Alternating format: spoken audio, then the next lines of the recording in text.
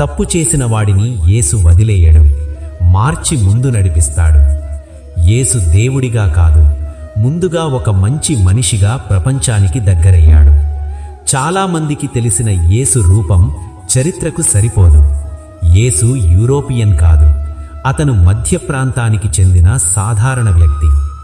యేసు ఒక మతం కాదు, ఒక విగ్రహం కాదు, ఒక జీవన విధానం.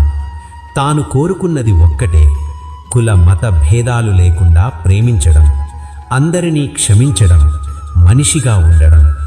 ఈరోజు ప్రశ్న ఒక్కటే, మనం యేసును పూజిస్తున్నామా లేదా అతను చెప్పినట్టు జీవిస్తున్నామా?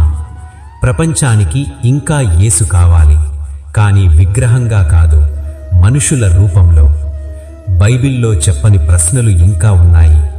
యేసు బాల్యం పూర్తిగా ఎలా గడిచింది? అతను పెళ్లి చేసుకున్నాడా? క్రాస్ అసలు ఆకారం ఏంటి? ఈ ప్రశ్నలన్నీ ఇప్పటికీ చరిత్రలో చర్చలే. వీడియో నచ్చితే లైక్ చేయండి, మీ ఫ్రెండ్స్తో షేర్ చేయండి. ఇంకా ఇలాంటి మంచి వీడియోల కోసం మా ఛానల్ని సబ్స్క్రైబ్ అవ్వండి.